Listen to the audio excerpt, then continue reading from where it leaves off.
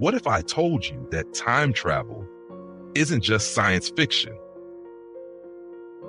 You are time traveling right now, just very, very slowly. Einstein's theory of relativity tells us that time isn't the same for everyone. It can slow down or speed up, depending on how fast you move or how close you are to a massive object. Imagine traveling close to the speed of light, say 99.99% of it. Time for you would slow down dramatically. A 1-year journey for you could mean decades have passed on Earth. When you return, it would feel like stepping into the future.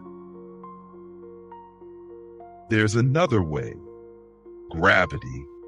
The stronger the gravity, the slower time moves. Near a massive object like a black hole, a few hours there could mean years or even centuries have passed elsewhere. Just like in the movie Interstellar, but this isn't fiction. And we already see this effect, even on a small scale. Astronauts on the International Space Station experience time slightly slower than people on Earth, only by milliseconds, but still proof that time travel is real. So, can we travel to the future? Yes, but not with machines, at least not yet. But who knows? Maybe one day science will take us even further